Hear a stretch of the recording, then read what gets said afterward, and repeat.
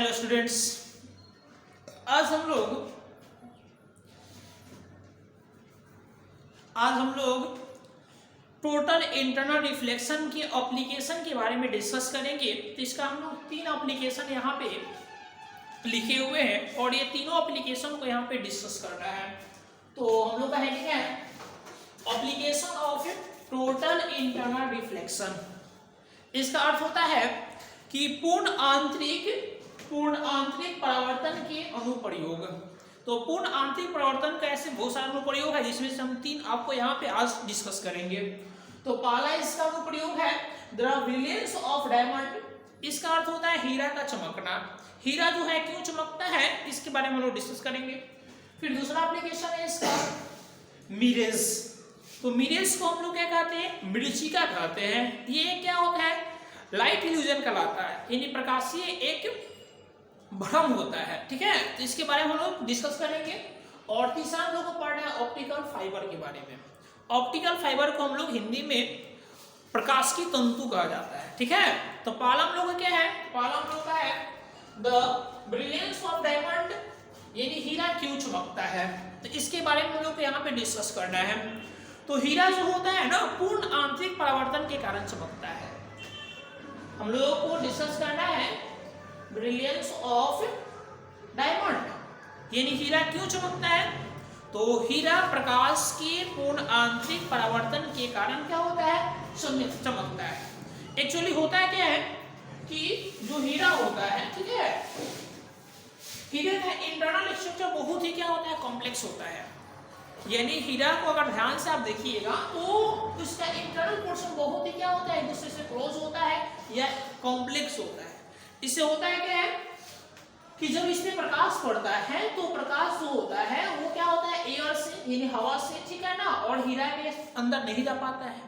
तो एक्चुअली होता है क्या है कि हीरा के बारे में ध्यान से देखेंगे तो हीरा का नॉर्मल जानकारी यानी म्यू जो होता है 2.42 होता है। इसका अर्थ ये हुआ कि हीरा का जो आपका अपवर्तनांक होता है वो 2.42 होता है। और हीरा का जो क्रांतिक कोण होता है, जिसको हम लोग क्रिटिकल एंगल कहते हैं, ठीक है ना, उसको सी सिंबल हम लोग से डिनोट करते हैं। तो हीरा का क्रांतिक कोण अगर ध्यान से देखेंगे तो 24.4 डिग्री के आसपास होता है। तो 24.4 डिग्री हुआ हीरा का क्रांतिक कोण। अब होता है क्या, इसको आप अप्रॉक्स में आप 24 डिग्री भी कर सकते हैं। ठीक है, अब इसमें हम ध्यान से देखेंगे, जब प्रकाश जो होता है हीरा पर पड़ता है तो हीरा पर पड़ता है तो आपतन जो कोण होता है, जिसको आई द्वारा हम लोग सूचित करते हैं, वो आपतन कोण क्रांतिक कोण से ज्यादा कोण पर पड़ता है। जब प्रकाश हीरा पर पड़ता है या हीरा के पृष्ठ पर पड़ता है तो प्रकाश का जो आपतन कोण होता है, आपतन कोण बनता है, हम लोग परावर्तन में पढ़े थे, तो आपतन कोण जो होता है वो क्रांतिक कोण से ज्यादा पड़ता है। इसका अर्थ ये हुआ कि 24 डिग्री से ज्यादा कोण पर आपतन कोण होता है यहाँ पे, यानी प्रकाश का आपतन कोण कितना होगा यहाँ पे, 24 डिग्री से ज्यादा कोण पर, यानी क्रांतिक कोण से ज्यादा कोण पर प्रकाश यहाँ पे पड़ता है। इससे क्या होता है, यहाँ पे पूर्ण आंतरिक परावर्तन यानी इसी को कहते हैं टोटल इंटरनल रिफ्लेक्शन की घटना घटता है इस सतह पर। और ये घटना कहता है कि दूसरे माध्यम में प्रकाश न जाकर पहले माध्यम में ही क्या होता है, वापस परावर्तित हो जाती है। ये घटना हीरा के प्रत्येक पृष्ठ पे ऐसे ही घटित होता है, जिससे क्या होता है, पूर्ण आंतरिक परावर्तन के कारण परावर्तित प्रकाश की किरण बहुत ज्यादा मात्रा में क्या होता है, परावर्तित होने लगती है। और यही परावर्तित प्रकाश की किरण आपको जब दिखाई देता है तो हीरा बहुत ज्यादा मात्रा में क्या होता है, चमकता हुआ प्रतीत होता है। समझ में आ गया।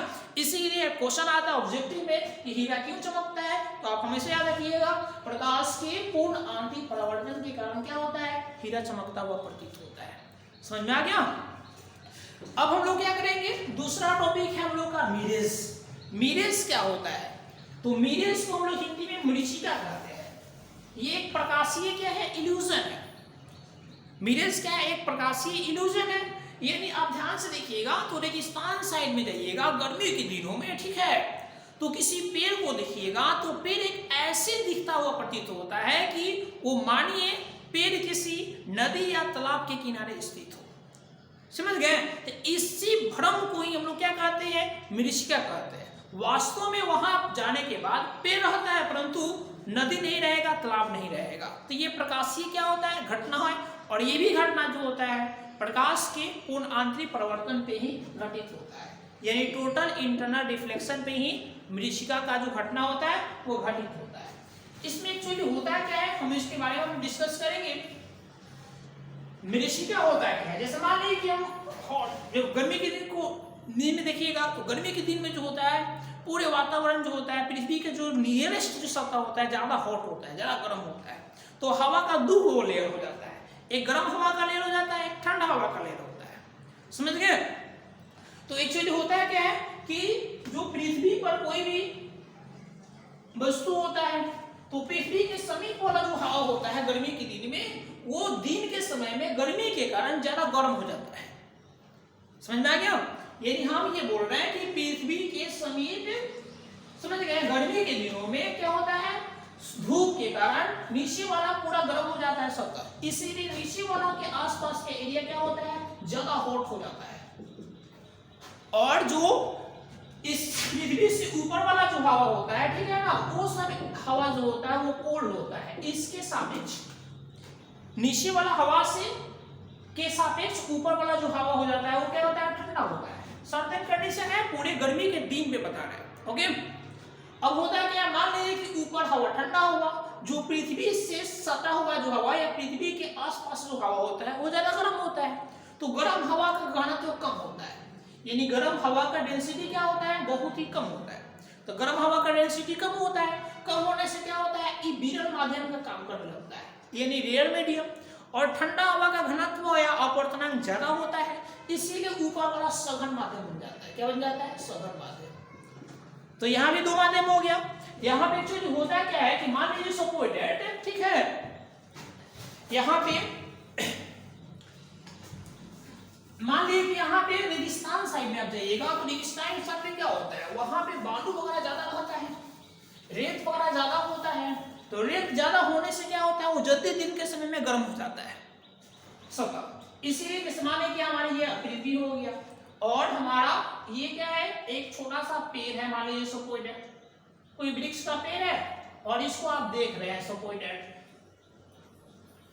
और हम लोग जब देखेंगे तो ये पेड़ आपको ऐसे दिखाई देगा, ठीक है, कि ये समझिए कि किसी तालाब और फिर क्या है, नदी के किनारे है। ये ऐसा होता है कि तो अभी हम बताया आपको, क्योंकि ये पृथ्वी है, पृथ्वी पर ही ना सब चीज है जी, तो ये वाला अर्थ हो गया।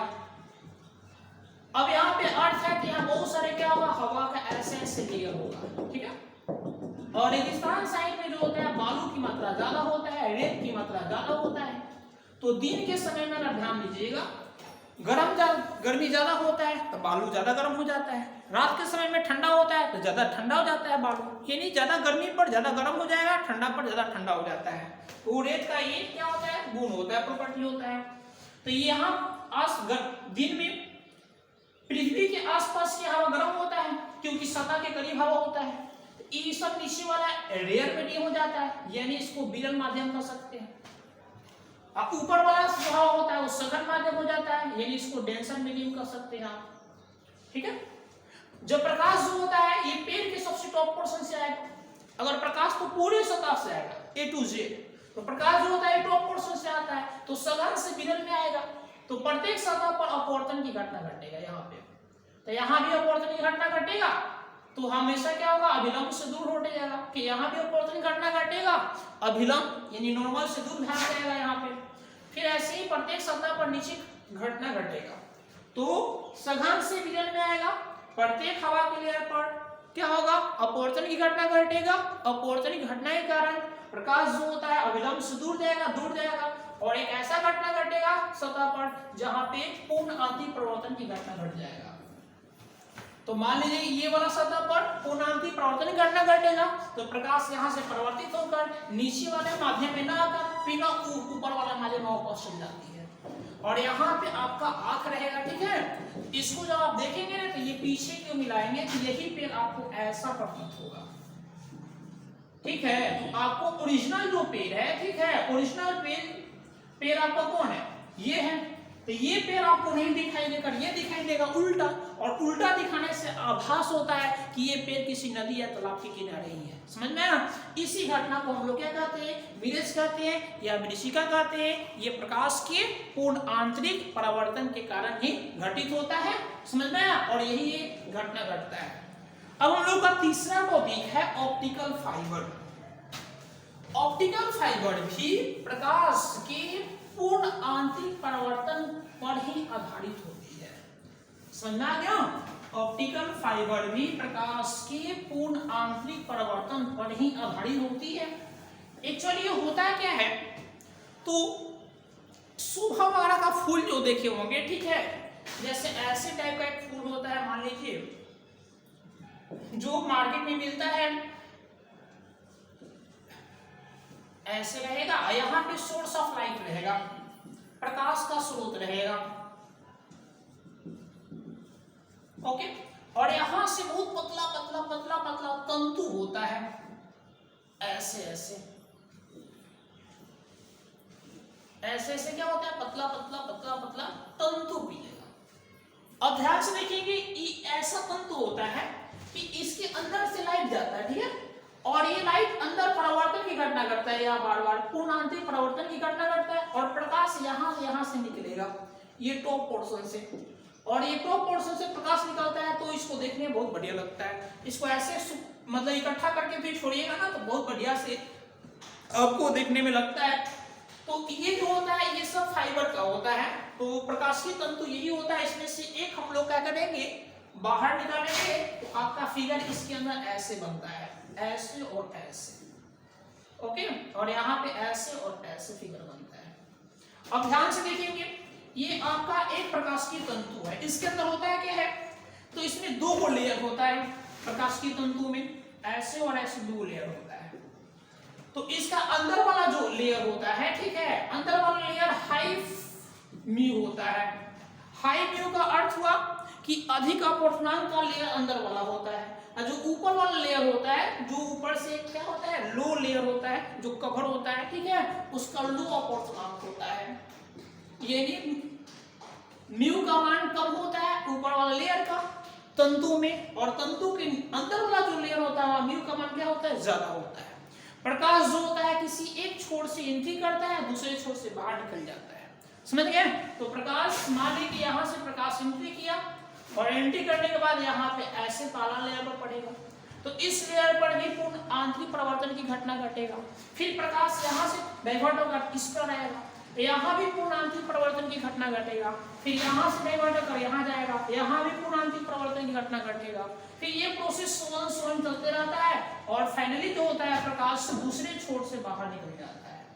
लाइट जो होता है क्या होता है, दूसरे छोर से बाहर निकल जाता है। इस कंडीशन में अगर ध्यान से देखेंगे तो ये वाला पोर्शन कम चमकीला दिखाई देगा आपको, क्योंकि इधर आपका क्या है, प्रकाश जाता ही नहीं है अंदर, बार बार प्रत्येक सतह पर पूर्ण आंतरिक परिवर्तन की घटना घटता है। तो पूरे प्रकाश जो होता है वो सब दूसरे छोर से बाहर निकलता है, तो ये दूसरा वाला छोर ज्यादा लाइटनेस दिखाई देता है।